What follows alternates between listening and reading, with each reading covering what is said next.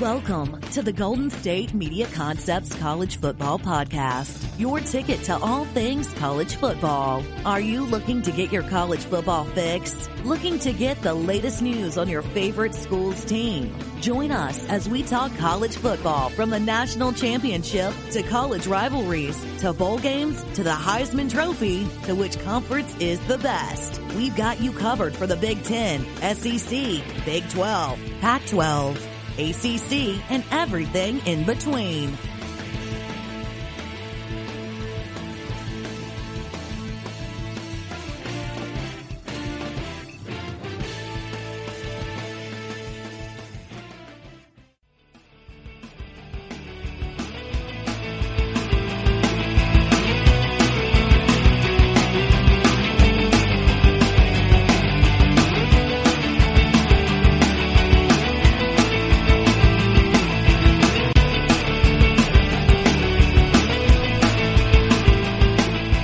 Hello, welcome back to the GSMC College Football Podcast, brought to you by the GSMC Podcast Network.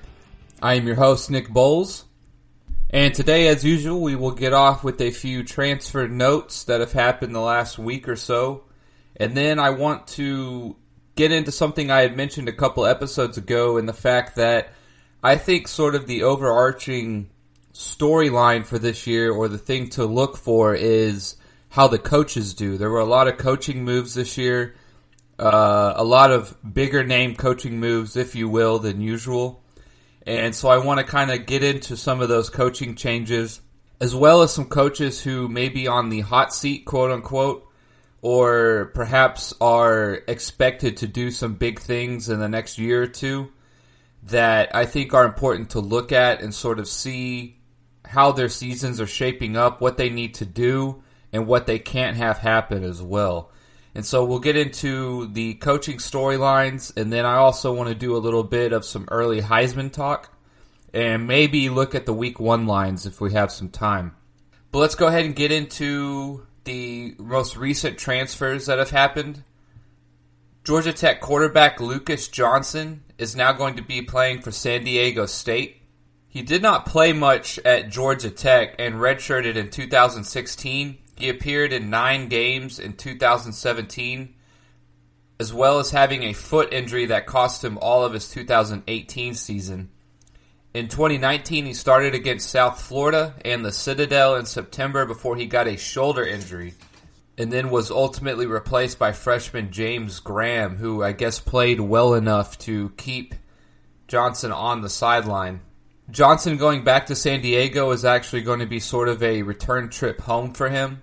He is originally from the state of California and originally had committed to go play to San Diego State, but looks like perhaps that playing for a Power 5 school enticed him enough to go take the chance at Georgia Tech. Johnson still has 2 years of eligibility left, though, and he will be able for a play immediately when he arrives at San Diego State. And it looks like he's got a good chance to be the starter there, as there's an open competition for the quarterback, and you figure someone who has spent a few years in college football, such as Johnson has, may have a bit of an edge on some of the other competitors there. So we'll see how he does at San Diego State moving forward. Johnson was originally a 3-star from Mount Carmel High School in San Diego, California. The next transfer we have is Miami defensive lineman Scott Patchen is going to go play for Colorado State. It will be his final year of eligibility, and he will be allowed to play right away. Patchen played in all 13 games last year for Miami, and he started in 6 of those. He totaled 33 tackles and 2.5 sacks. Next we have Peyton Ramsey, quarterback for Indiana, is going to go ahead and move to Northwestern. He was actually Indiana's top quarterback last year and threw for almost 2,500 yards with 13 touchdowns and 5 interceptions, and is a big reason why Indiana didn't just have a completely horrible year last year. Ramsey got his opportunities last year after Michael Penix Jr. got hurt. Ramsey will be a graduate transfer. There's a good chance Ramsey will actually start for Northwestern next year. Ramsey was originally a 3-star out of Cincinnati, Ohio. And then the other last little note, I typically don't cover guys who simply put their name in the portal and then withdraw it. But in this case, I feel it's a little bit more than that, and that is A&M had their...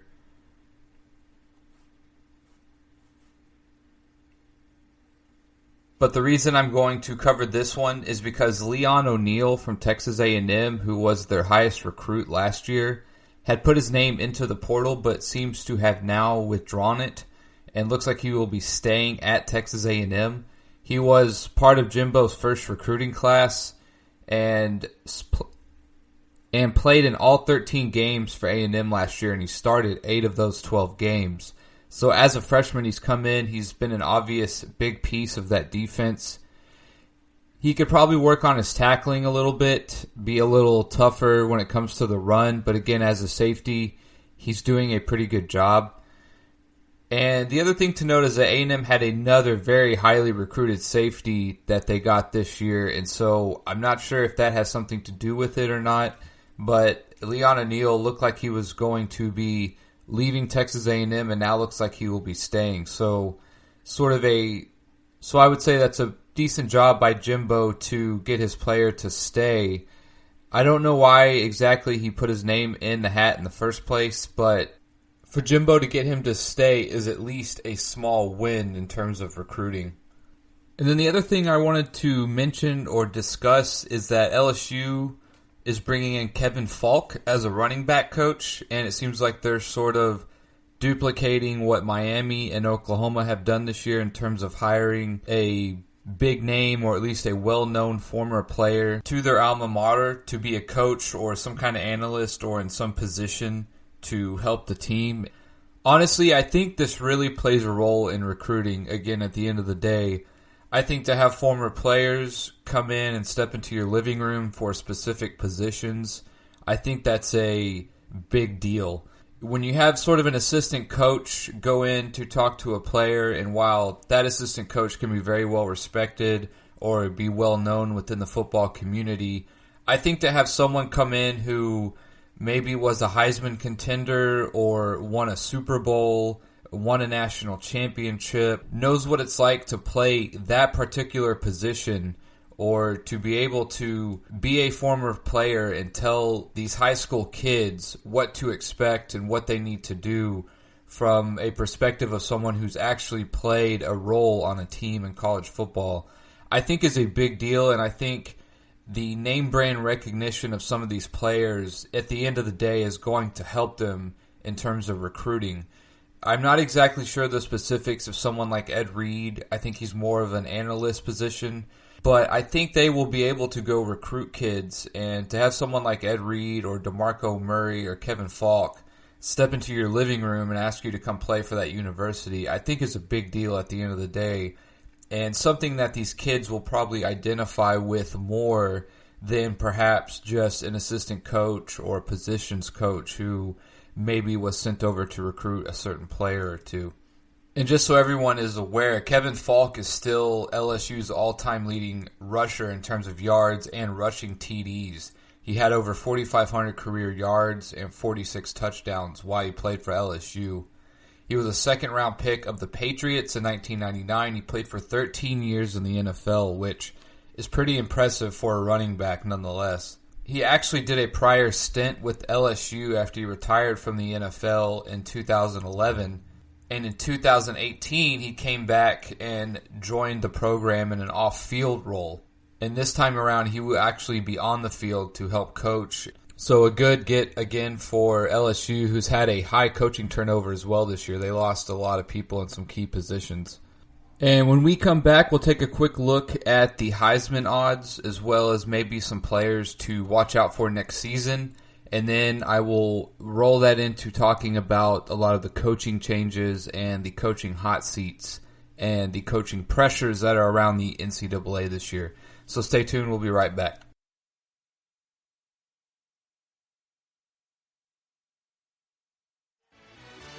Are you looking for the very best NFL and college football podcast? Then check out the GSMC Football Podcast. Get the latest football news both on and off the field. From the NFL Draft to trades to the rumor mill to the NFL Combines. They got you covered. That's GSMCpodcast.com/football-podcast. Get updates on college rivalries, game day insights, and much, much more. It's football talk the way you want it. This show eats, sleeps, and breathes football. Don't forget to like them on Facebook and follow them on Twitter. Visit GSMCpodcast.com for more info.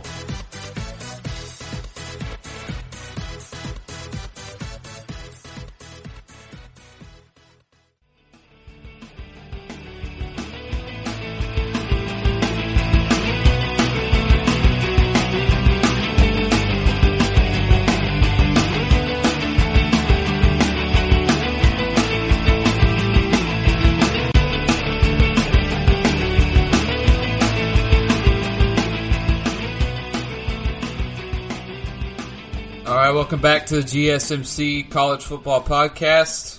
We did some transfer news in the first segment, as well as LSU hiring Kevin Falk. And in this segment, I wanted to quickly go over the Heisman odds before we jump into the coaching highlights I mentioned earlier. Looking at it right now, essentially you have Trevor Lawrence and Justin Fields leading the pack, which is, of course, understandable. I think that Trevor Lawrence would maybe be a better pick than Justin Fields, only because I feel like he is going to be asked to do a lot more this year and will get the opportunities to put up the numbers needed to typically win the Heisman if you're a quarterback. As I've stated in some other podcasts, I've mentioned that I think Justin Fields has a small regression, mainly just because he was so efficient last year. I almost feel like the odds are he just has to come back a little bit. Also, teams have another year to scout him and watch his tape, and I expect the defense to sort of improve on the grading curve, if you will, a little bit. After that, we have Slovis, the quarterback from USC. He would be the next favorite, along with perhaps Mac Jones from Alabama, the quarterback. You also have Chuba Hubbard in there, the Oklahoma State running back. Jamie Newman, the New Georgia Bulldogs quarterback, is then there after Chuba Hubbard. Then you got Spencer Rattler, Oklahoma quarterback, going to get his first shot this year. Sam Ehlinger returning to Texas. He's in that mix as well. There's also Tanner Morgan, the Minnesota quarterback. Miles Brennan, the LSU quarterback, who's expected to step in. Sam Howell, the North Carolina quarterback, Kyle Trask, the Florida quarterback, and then we get into some even deeper numbers. Looks like the Eric King for Miami has raised up a little bit as well. But of these guys, out of the two favorites, I would take Trevor to have a better chance, mainly because I just feel he is going to be asked to do a lot more. I think his numbers will be pretty impressive this year. I also like Jamie Newman, the Georgia quarterback. As I mentioned, I think Georgia, in my opinion, is the odds-on favorite to win it this year. And I think that will be in large part due to Jamie Newman. Right now you're looking at about plus 800, so if you bet $100, you win $800. And I think those are pretty good odds. I think that's some pretty good value for Jamie Newman. If things do go the way I think they might, then Jamie Newman will play a big part in that. I think Slovis out of USC, the quarterback, I think he's ranked a little high. I just don't think he's going to overall be able to put up the numbers or accumulate the numbers that the other quarterbacks will. He looked very good last year, though, and I obviously expect him to have another good year, but he's essentially ranked in about the top 3 or 4 in terms of players to win the Heisman. I just don't think he's going to get there. Mac Jones from Alabama, there's just too much I don't know or haven't seen yet. Obviously, playing on that good of a team, you have a chance to do some good things. But again, he has to rack up the numbers, and I just don't think he's going to be able to do that. Chuba Hubbard at about plus 600 is probably some okay value. I don't think a running back is going to win it just the way it's sort of set up. But Chuba finished in the top of the Heisman rankings last year. I think he was like number 5 or 6 or something like that. Him at plus 600, I just don't think that's good enough odds for me to want to put some money down on that. Tanner Morgan at plus 1,000 is pretty interesting. If Minnesota is able to duplicate what they did last year and Tanner Morgan improves, he could be a little bit of an outside shot to maybe do it. Minnesota would, of course, have to win the Big Ten as well as winning their bowl game or just getting into the Final Four. I don't think Minnesota is capable of that this year. They could possibly reach the Big Ten championship game, but I don't think they would win it no matter who they faced, unless it's just a down year for the Big Ten overall and maybe someone else sneaks in there or a team isn't performing as high as they should to be in that kind of game. But I just don't think Tanner Morgan's team overall is going to be able to bolster him up enough to be able to leapfrog some of the other quarterbacks who will be on better teams. Spencer Rattler, he's the quarterback stepping in for Oklahoma. He's at about plus 800. I think that's just a little too high for such an unknown player. I think he's a little undersized. Again, not that that bothers me, but, one play here or there and he could be out, even if it's just for a few games. That could be enough to hurt his numbers across the board. I like Sam Ehlinger at plus 800. I think he's going to have a good year. As I said before, I think the table's laid out pretty nicely for Texas this year, and I think Texas has a good shot to win the Big 12, and so therefore that's already going to put Ehlinger, in the top 10 at least of players who are probably going to be in consideration for the Heisman. Plus 800, I think that's better value than Rattler or Hubbard, who's coming in at about plus 600. So I like Ehlinger at plus 800 compared to the other players that I see around him. Then we have Miles Brennan, the LSU quarterback, stepping in. Again, he's like Spencer Rattler. It's just too much of an unknown for me to think that he's just going to be able to duplicate what they did last year at that position. He's at plus 1,000 though, so if for whatever reason you have a good feeling about him, I guess that's decent value. I just wouldn't do it just because I don't know enough about him or have seen enough really to put any money on such an unknown like that. Sam Howell, the North Carolina quarterback, again, it's kind of like Tanner Morgan. I think he's got a little bit of a ceiling on him because he's playing for North Carolina, who more than likely will not play for the ACC championship game. He'd have to put up some really monstrous numbers if they get into a decent bowl game and win that as well for him to be considered in the Heisman. I just don't think he's going to rack up the numbers to be able to do it. Then we have Kyle Trask, the Florida quarterback. He's coming in at about plus 1,000. Again, I don't think he's going to be able to put up the accumulative numbers in order to be in the final running for the Heisman. After that, we have a few other people. Kenneth Gainwell, Memphis running back. Again, it's just hard for me to see a running back winning the Heisman this year. It is possible, but if it's possible, I like Hubbard much more than Gainwell. Although Gainwell's at about twice the odds to Hubbard, so if for whatever reason you like either one of these running backs, then Gainwell's getting you about plus 1,200. Then we have Jamar Chase and Justin Jefferson, the wide receivers from LSU. I almost feel like they cancel each other out in a way. Now, if one of these guys gets hurt, then obviously that would make the other one a much better odd and value if you're able to maybe pull the trigger on both of them now. But I just think they kind of eat away at each other. They play off each other. And unless they're going to put up numbers like they did last year, which I don't see happening, then I don't really think that either one of them are going to have a chance. Then we have Derek Stingley from LSU as well. He's a cornerback / wide receiver. And he's going to have to do some impressive things on both sides of the ball for him to be a Heisman candidate. He's obviously an athlete. He's obviously a good player. He's a player that you have to pay attention to. I just see it very hard for a player who is possibly playing both ways and also being mainly a defensive player or having to compete with throws from Jamar Chase and Justin Jefferson. I just see it hard for someone like that to win the Heisman. Again, he's just around a lot of talented people, and I don't think they're going to duplicate the numbers that they did last year. So I just see it hard for someone from LSU to win. And if LSU does do well again in terms of the offensive numbers, then their quarterback is largely going to get that credit. And so that would make Miles Brennan more or less the favorite if a player out of LSU is going to win it. Now, one player I think is good value is Zamir White out of Georgia. He's the running back.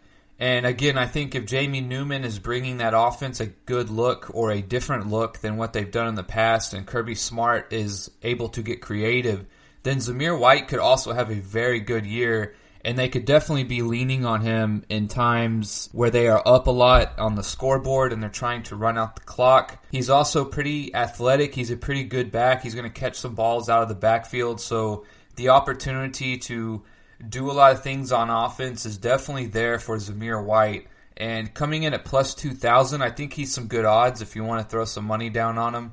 If you want to maybe just take a shot in the dark at a player. I think of all the players that are sort of definitely down the ladder a little bit in terms of who they're ranking at who could get the Heisman, I think he is the best value out of the players that are down the list a ways. He's coming in at plus 2,000. So again, if you put $100 on him, you'd win $2,000. I mean, that's not too bad. And in terms of the other players around him and players who have a legit shot at winning the Heisman, I'm just not seeing many other options here that I feel confident in terms of taking a shot in the dark on. Journey Brown out of Penn State, the running back, he could be perhaps a shot in the dark that would be worth throwing a couple bucks on. And also another interesting one might be Bo Nix, only because if Auburn is able to win some big games this year, some games that they otherwise shouldn't have or are not predicted to win, I think it'll be because Bo Nix takes a big jump in his ability and is able to spread the ball around a little better and air it out a little more. So I think Bo Nix could also be a good dark horse or long shot if you want to go ahead and put some money on him as well. And that's going to wrap up sort of the Heisman talk. Again, I think Bo Nix, maybe Zamir White are good dark horses or good long shots if you want to just put some money down on them for fun. I would take Trevor Lawrence over Justin Fields, and I feel that Jamie Newman is probably the best value overall, as well as Sam Ehlinger out of Texas. So that's going to wrap this up. When we come back, I'm going to get to the story arcs for the coaches that I see coming up next year and maybe what we can expect from some of the more notable coaches who are having pivotal years and sort of storyline years, if you will, in terms of their career and where they're headed. So stay tuned. We'll be right back.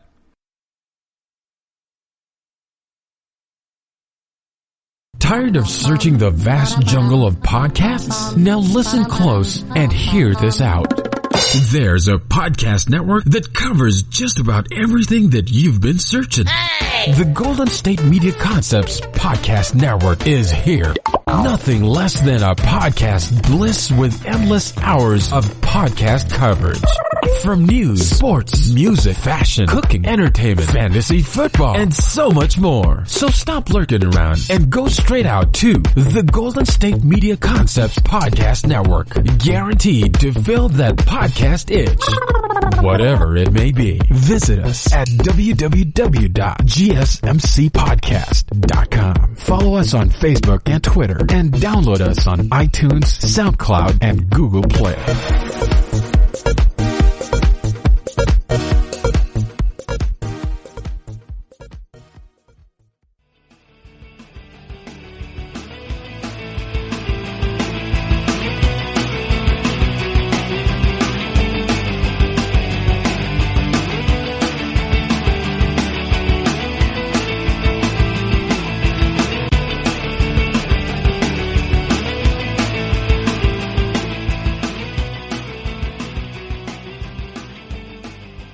Welcome back to the next segment of the College Football Podcast.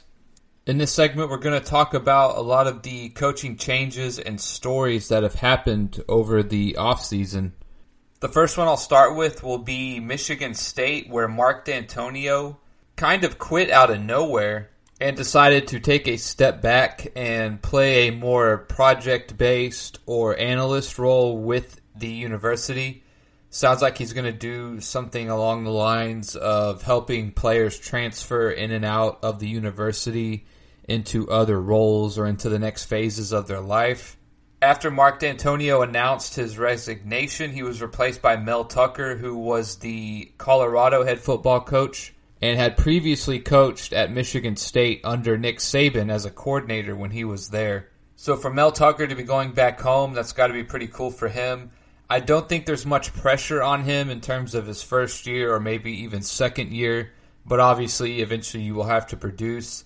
And at the end of his second year, he probably needs to prove something in terms of keeping Michigan State where they've been at the very least over the last decade or so. Mark D'Antonio did some good things while he was at Michigan State. They made the college football playoff one year. Obviously, they haven't done the big one, which was win the national championship. But other than that, they essentially have been a very consistently good football program over the last decade, and especially under Mark D'Antonio. And so we will look forward to see what Mel Tucker can do next year. Again, I don't think he's on any kind of hot seat, really.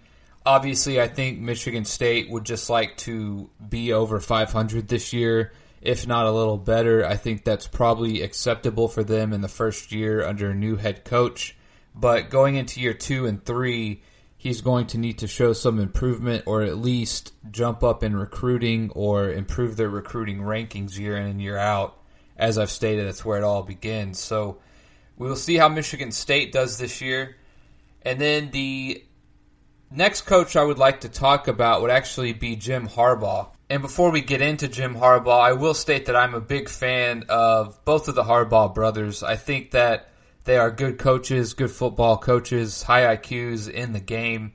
And so I will state that I am a fan of the Harbaughs, and I like Jim Harbaugh as well at Michigan. But I do think he is on a bit of a hot seat. Now, at the end of the day, I don't think he's going anywhere, but he has probably this year and next year to do something big with that team or to show some kind of sign in terms of them heading in the right direction and becoming a top 10 or top 5 program year in and year out, and competing with Ohio State for the Big Ten championship every year. He has been a little disappointing, I would say, overall. He always leads Michigan to a good record, 8 or 9 or 10 wins every year, but he seemingly cannot get over the hump when it comes to beating Ohio State, which is the biggest game of the year for Michigan, just about. That's the one that they need to have. That's the one that they really need to win to sort of make their year worth it at the end of the day. And so I think Jim Harbaugh really needs to get a couple big wins in the next couple years, maybe 3 years. I still think he's one of the best coaches, even though he hasn't quite lived up to the hype or the expectation when Michigan signed him. But overall, I still think he's doing a good job. He just quite hasn't lived up to the name in terms of what Michigan thought he was going to do for their team. So I think he's on the beginning of a hot seat. Maybe that's the way to say it. And within the next 2 years, if they don't do something big or if they don't get over that hump or show any signs of life in terms of getting back to the playoff or winning the Big Ten championship, then I think Harbaugh could be gone, and it will be interesting to see where he goes. Will he take a assistant coaching job in the NFL? Will he take a head coaching job at a lesser program? Those kind of things will be interesting to see in terms of where he goes. But I think he's a good coach, and no matter what happens, he's going to get picked up by somebody. Another interesting hire was Marvin Lewis at Arizona State. He is the defensive coordinator or co-defensive coordinator over there currently. He was signed by Arizona State in the last month or so and would be a pretty good addition, I would think, to any college football program. Now, him teamed up with Herm Edwards as coaches at Arizona State is a pretty good 1-2 to name drop if you are a recruit or in terms of being able to put a playbook together that the team feels confident in and knows that you have experience in doing these type of things and you've done it at a high level before.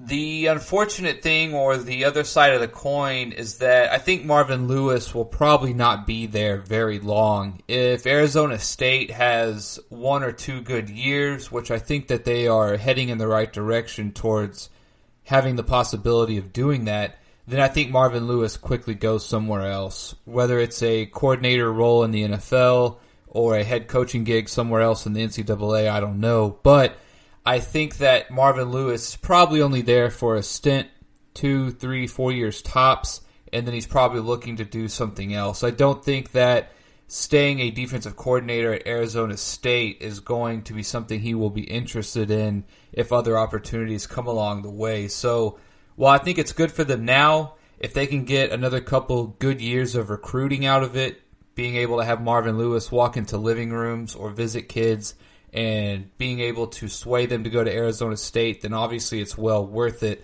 But I don't think he will be there for the long term. So that's my opinion on those 3 coaching gigs.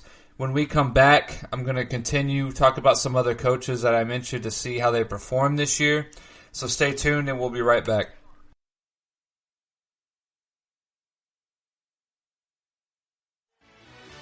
Are you looking for help for your fantasy football team? Check out the GSMC Fantasy Football Podcast. Get today's best advice on who to start, who to sit, even who you should draft. From sleeper picks to red hot lineups, they got it all covered for you. That's gsmcpodcast.com/fantasy-football-podcast. We'll cover traditional leagues, dynasty, PPR, even IDP leagues. When you need fantasy help, there's just one show to hit up. Don't forget to like them on Facebook and follow them on Twitter. Visit gsmcpodcast.com for more info.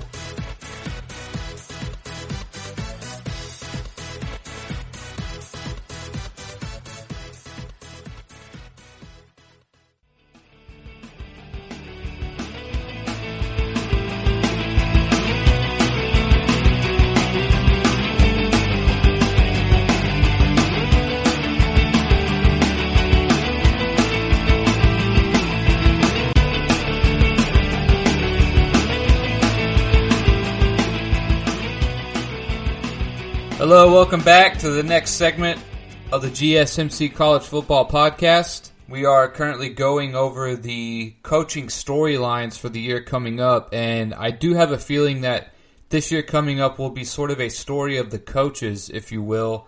There's just not as many big names or star players for whatever reason it feels like. We had a lot of quarterbacks leave. A lot of highly talented players leave that I think are sort of leaving a void this year. And while obviously some players will get an opportunity to fill those holes and some other players will step up, for whatever reason, I just feel like the coaches are kind of dominating the headlines right now. And I think it will be interesting going into this year to see what is going to happen to them, who's making an immediate impact, who's on the hot seat, etc. And so that's kind of what we're going over right now. Last segment, we did Marvin Lewis, Jim Harbaugh, and the coaching change at Michigan State that is bringing in Mel Tucker from Colorado. In this segment, I want to sort of use 2 coaches to talk about, as I think they are sort of mirroring each other in terms of their career and the position that they're at right now. And that is Tom Herman at Texas and Jimbo Fisher at A&M. And I know I've talked a lot about these 2 guys, more specifically Jimbo, only because I've been watching Jimbo because A&M paid him all that money to go there, and to see him sort of pay off in big ways in terms of their recruiting so far. Obviously on the field it hasn't directly translated into a major win or major season yet. He is definitely doing his job in recruiting, and that's where it all starts. And so I would say so far he's been worth the money, he's been worth the risk, he's been worth the taking a chance on for A&M. I see him in a very similar position to Tom Herman. Tom Herman came from the University of Houston, ran the high-powered offenses. He did a very good job, had them ranked very highly for a few years, which is big news for the University of Houston. And I feel both of them have had the same trajectory the last couple years since they've joined both of their new programs respectively, and are sort of on a path to have very deciding and pivotal years this year and next year as well. I think over the next 2 years, these 2 coaches are going to have to show something.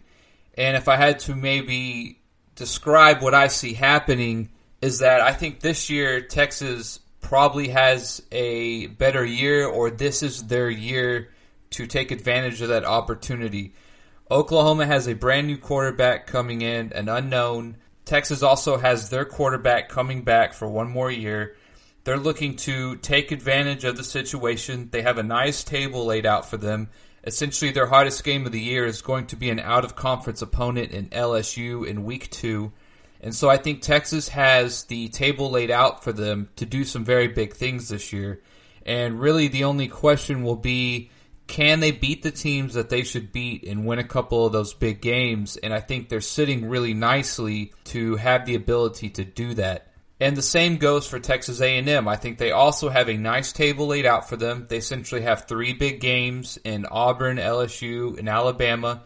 They also have their quarterback coming back, and you hope that he shows veteran leadership. Jimbo gets another year to run his program, get his guys in. He had another top 7 recruiting class this year. And so they are both poised to possibly do some big things at the schools that they've joined in the last 3 or so years. And I think it's also a little interesting to note how big of rivals these teams used to be, and it would be a lot of fun to see these coaches go head-to-head over the next decade or so and play that out on the field if possible. But obviously, since they are now in 2 different conferences, that does not happen anymore.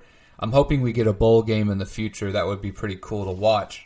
But I honestly see these teams, and more specifically the coaches, sort of mirroring each other and are sort of on the same trajectory or are sort of riding the same path.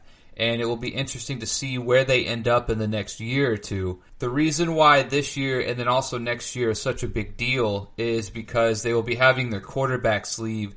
And essentially we will see year 1 of the quarterbacks that these guys have recruited and handpicked and selected from what they've been able to gather over the last few years of recruiting. Both of these schools have essentially 5-star quarterbacks waiting in the wings to take over the offense, and we will see what these coaches are able to do with them in the next 2 to 4 years. I would also mention that it feels as if they are both due for a breakthrough season as well. I think Jimbo needs to take A&M to the 2 to 3 loss area and be able to keep them there, essentially only losing perhaps a couple big games a year to understandable teams like Alabama and LSU. And I think this year he has a very good chance to do that. I really only see 3 losses on A&M's record this year if everything goes as planned, which of course is not a given. But if they play to the level that they are capable of, I see 3 losses at the most for A&M this year. And if Texas plays at the level that I think they are capable of, I see them really with only 2 losses, maybe 3, depending if they have a close game with someone like Baylor or Oklahoma State. And so I just find these 2 coaches to be interesting to look at because they're obviously in the same state. They coach at rival schools, even though they don't play each other anymore. Jimbo took a big chance on leaving Florida State after he'd won a national title to come to A&M to try and build something, to try and take them to that next level. Texas was in a bit of a desperate spot where they were spinning their wheels with coaches, it felt like, and they brought Tom Herman in, and I think he has sort of brought that program back to homeostasis in terms of getting their feet under them, having some good recruiting classes, and then trying to build what he sees as his idea of where Texas should be. And he completely cleaned house with the coaches this year. He essentially rotated that staff out. He's putting in new people that he likes, I guess people that he feels gel with his idea of where the team should go more than who was there previously. I'm not sure if the relationships just got stale or maybe he just needed a fresh look. I don't know exactly why he did it. These coaches are setting themselves up to sort of have their make or break years in the next 2 to 3 years, I believe. And it will be interesting to see if one, both, or neither of the programs make it. Shall they fall short and not reach the goal that they have in mind? And so while I don't think either of these coaches are on the quote-unquote hot seat, and nor do I think they should be, I think each of these coaches should be given some time to put in their system and recruit their guys. And I think they both have the backgrounds to show that they know what they're doing and that that time is permitted and that time should be acceptable. I think that they are going to have very pivotal years in the next 2, maybe 3 years tops. And I think they're both going to do some good things. I'm very interested to see what happens after this year in terms of getting in their new quarterbacks who they've each recruited.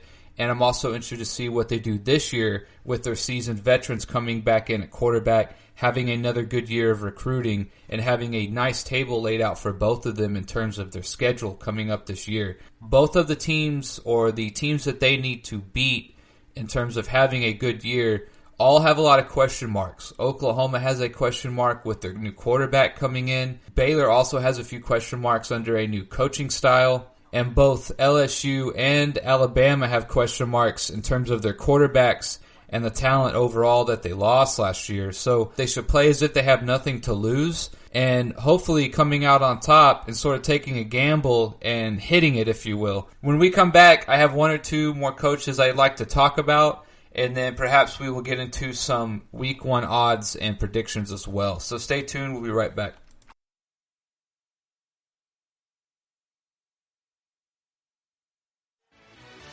Check out the show that's built on the MMA. From the UFC to extreme cage fighting, they got the fights covered. Check out the GSMC MMA podcast. Get the latest news on past or upcoming fights. Join us as we talk to and about some of the biggest names in the MMA, past, present, and future. When it's the fight game, there's just one show to check out. GSMCpodcast.com/MMA-podcast. Don't forget to like them on Facebook and follow them on Twitter. Visit GSMCpodcast.com for more info.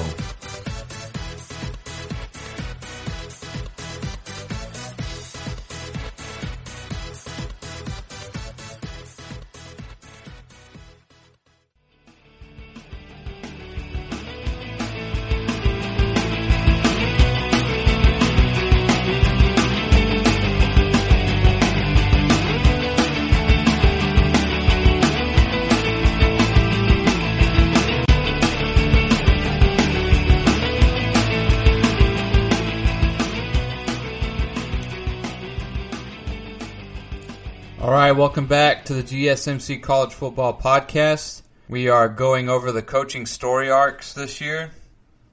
And the next two coaches I want to talk about, they are much in the same way like Jimbo and Tom Herman in Texas, is Mike Leach and Lane Kiffin down in the state of Mississippi. Obviously, we had Lane Kiffin sign with Ole Miss in December, and we had Mike Leach join Mississippi State around January. Both of these guys are taking a chance in the SEC. They're both going to Mississippi, and it will be very fun and very exciting to watch them compete against each other for the foreseeable future. And right off the bat, I think it's a good thing for the SEC for the fact that both of these guys have a little bit of a personality. Mike Leach is more of an offensive-minded guy, which I think is good for the SEC as well. He also has a very funny Twitter feed if you can ever go check that out. And Lane Kiffin as well is a lot younger. He is also a little bit more of a relaxed guy. And so I think just the overall fresh blood and the change overall is good for the SEC. And I think will be good attention and a good thing for both of those schools. I will go ahead and start with Lane Kiffin because I think he has probably done the better job so far. He got one 4-star to transfer to Ole Miss. That would be outside linebacker Otis Reese, who is from Georgia. He transferred from Georgia earlier this year after he visited the Ole Miss Rebels, as well as 3-star tight end Chase Rogers. Ole Miss was also able to sign a 4-star wide receiver in Mark Britt out of Miami, Florida, which is also another big pickup for them. And so Lane Kiffin has definitely come in and made an immediate impact for Ole Miss. He also got a couple 3-stars on the offensive line, and he has done some good things so far since he has been at Ole Miss. And I would say that it looks like Ole Miss probably has a little bit of a brighter future than Mississippi State currently. I think overall they have a more talented team than what Mississippi State probably does. But that being said, Mike Leach has also done some good things. He has gotten 4-star quarterback KJ Costello to transfer from Stanford, which will be nice for Mike Leach to be able to insert him into his offense. He has also gotten 4-star Scott Lashley, an offensive tackle, to come over from Alabama, as well as 3-star kicker Brandon Ruiz in the transfer portal, as well as getting a handful of 3-stars on traditional signing day. So both of these coaches have already come into these programs. They've made an immediate impact, And I think that both of these coaches are a refreshing change or are much needed fresh blood for both of these programs. And I think they will revitalize these programs and bring back a new energy to them as well. And so it's a little too early to sort of make any big predictions about either one of these coaches, but I would think that they only bring more competition to the SEC, and the state of Mississippi probably just got a lot better in terms of their college football programs. Another coach that I find interesting to watch this year will be Lincoln Riley. He has had such good success at the quarterback position the last 2 years, and it will be very interesting to see him work fresh and to work anew with a 5-star recruit that's coming in Rattler at quarterback. And I am very interested to see how Lincoln Riley does with this new player. If he can get him right back to the same level that he has had the last couple years at quarterback, will be a big testament to his coaching ability and his ability to coach that position almost no matter what he has to work with. And so while I don't think Rattler is going to win the Heisman or anything, I do think Rattler will have a good year overall. I think him and Ellinger essentially will be the best quarterbacks in the Big 12, along with Charlie Brewer. All of those quarterbacks, I think, have a lot to prove this year and have some big challenges ahead of them. I am interested overall to see how Lincoln Riley does with a fresh quarterback, with a new quarterback, not a transfer, not a veteran, but essentially starting from scratch with a sophomore quarterback who has essentially not stepped onto the field yet and has a lot of hype around him, has a lot of expectations. And I've heard some things that he has a little bit of an ego or things like that. I can't really speak to that. If he is, let's just say, a little bit of a hothead, or he is a little bit more on the competitive side in terms of not controlling himself in the best way possible at times, I'm very interested to see how Lincoln Riley handles that side of the position as well. To play with someone who has a little bit more of an ego can be a little bit different. It doesn't necessarily mean it's a bad thing. How coaches handle it is always interesting to see. If he will let the kid fail, if he will punish him, if he will sort of let him do what he wants, will all be an interesting angle in terms of seeing how Lincoln Riley handles it. Then, of course, we have Dave Aranda replacing Matt Rule over at Baylor. And so it will be interesting to see how he does his first year. Probably not a whole lot of pressure on him, but obviously they would like to at least be competitive in the Big 12 this year. And then one of the lesser-known coaching changes that has sort of flown underneath the radar because of the other many big names that have made some moves this year. I personally am very interested to see how Elijah Drinkwitz does at Missouri.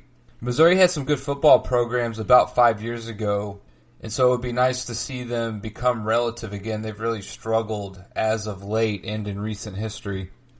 And then the last coach I want to talk about is one that I've mentioned already several times, and that is Mack Brown at UNC. I think UNC has a very good and bright future ahead of them, and so I think it is important that Mack Brown adds at least one more win to their total this year and get them moving in a direction that is progressing more and more towards trying to play for the ACC championship. I think next year, I think the year after this in 2021 will be sort of a very pivotal year for UNC as they're going to have a couple good draft classes. I actually think that 2021 will be the pivotal year for UNC. They'll be having a couple recruiting classes coming in that have been highly ranked. Mack Brown will have already spent 3 years at the program. And I think in 2021, I think will be a very telling season for the Carolina Tar Heels to see if this experiment is going to go in the right way, or if perhaps Mack Brown is sort of unable to puncture a hole in the ceiling that UNC currently has over it as a football program historically. And so this year I at least look for North Carolina to hold par compared to what they did last year or improve by 1 or 2 wins. Again, I don't think they're quite ready to challenge Clemson, but I think they're headed in that direction, and I think this year and next year will be very telling of what they will be able to do in the future. When we come back for our last segment, I am going to break down the Week 1 lines or take a quick look at them, see what the pivotal games are, and see what the more exciting matchups are. So stay tuned, and we'll be right back for our last segment.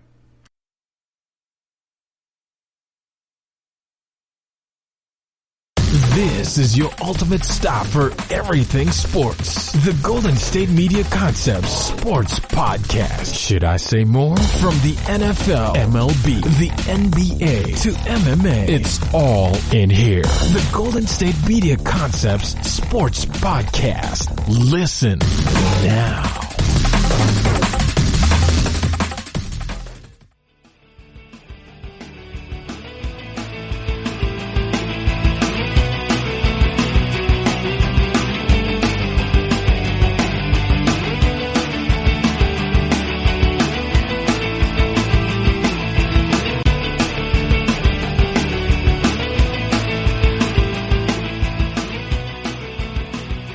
Welcome back for our last segment. We have sort of finished up the coaching storylines that I'm interested in seeing coming up this year in college football. Now we are going to take a look at the Week 1 lines for the NCAA. And there are some good games here, and I'm obviously looking forward to the start of the season.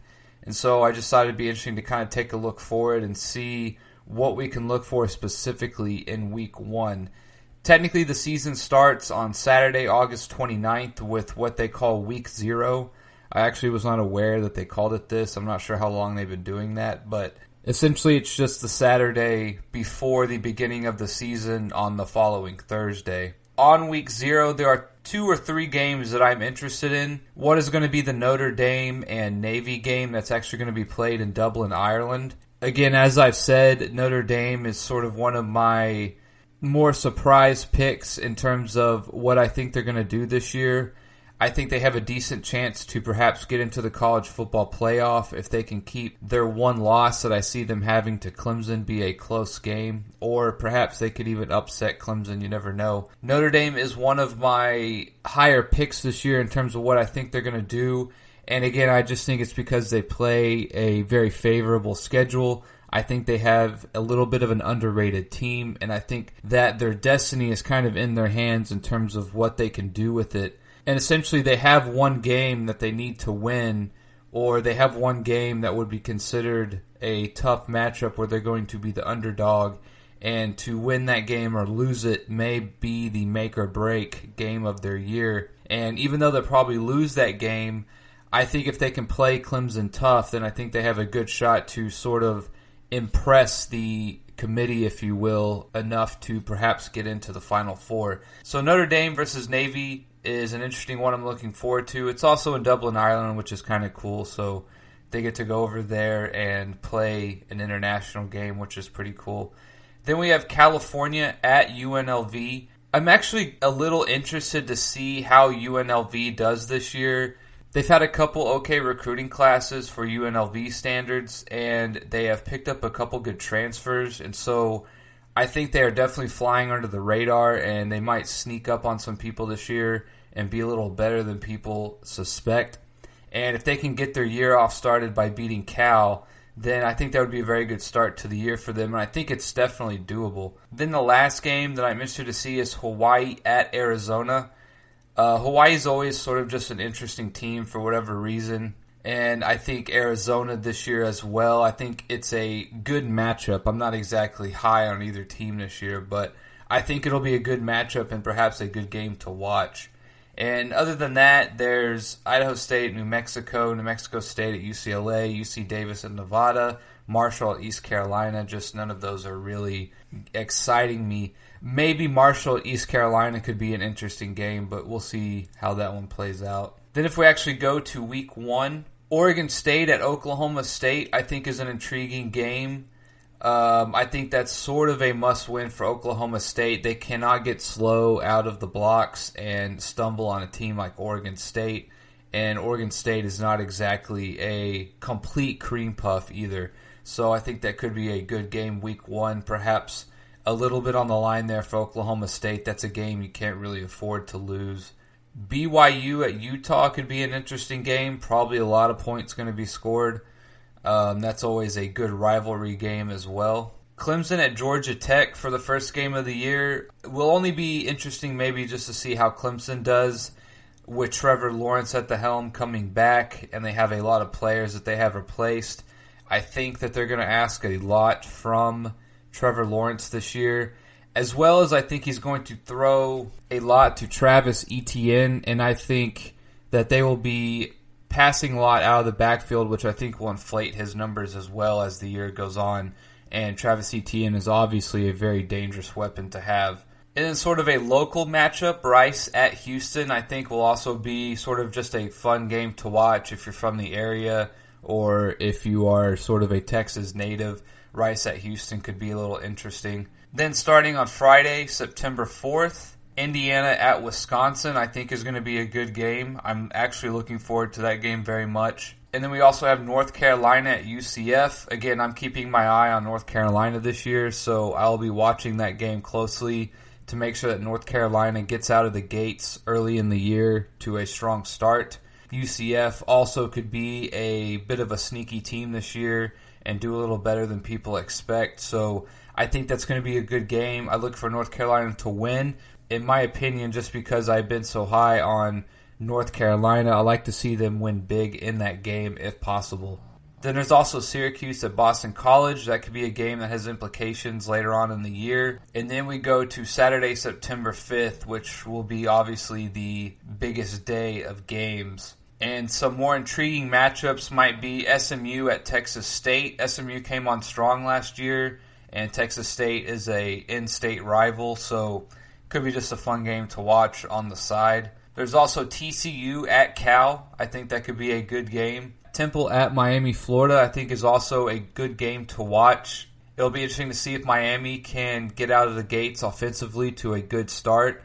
And Temple is a good warm-up game, I think, for them. I think that's a game they can win big and perhaps get off to a good start to the beginning of the year. UCLA at Hawaii will also be an interesting game. And then obviously probably the biggest game of week one will be USC versus Alabama in Arlington, Texas. Obviously a lot of people will be tuning into that game.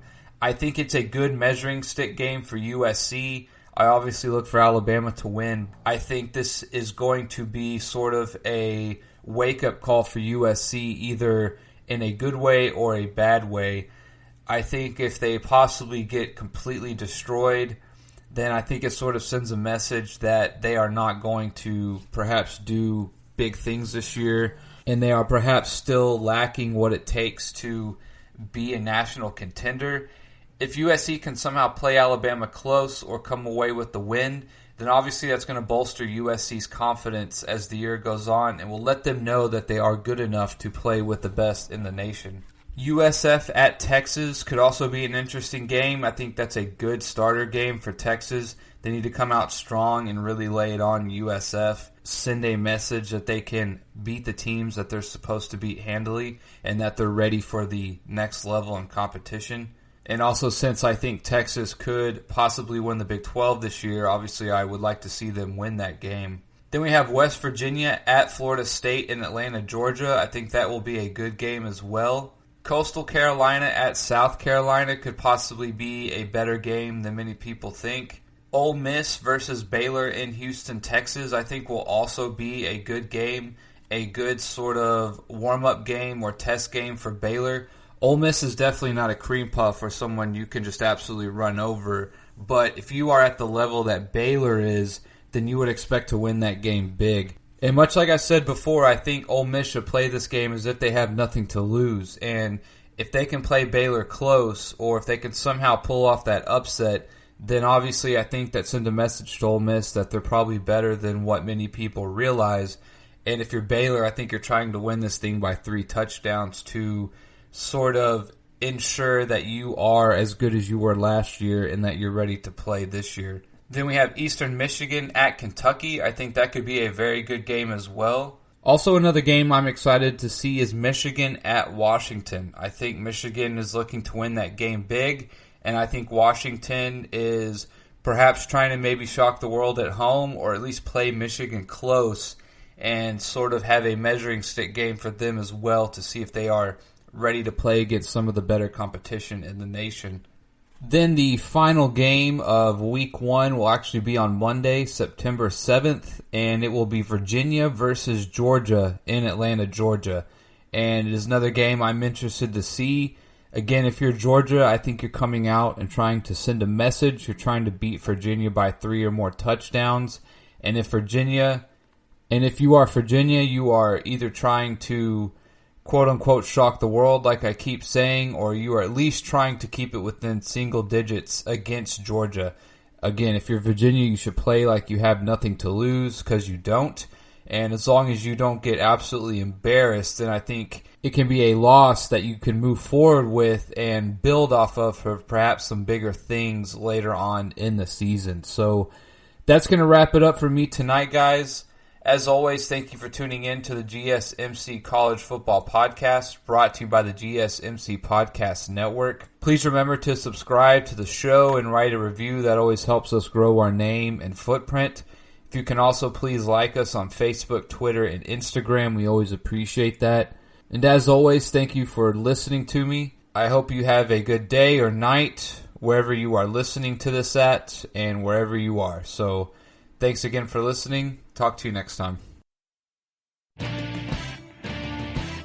You've been listening to the Golden State Media Concepts College Football Podcast, part of the GSMC Podcast Network. You can find this show and others like it at www.gsmcpodcast.com. Download our podcasts on iTunes, Stitcher, SoundCloud, Google Play, or anywhere you find podcasts. Just type in GSMC to find all of our shows from the GSMC Podcast Network. From football to basketball, baseball to MMA, and even soccer. You can also follow us on Twitter and Facebook. Thank you, and we hope you have enjoyed today's episode of the Golden State Media Concepts College Football Podcast.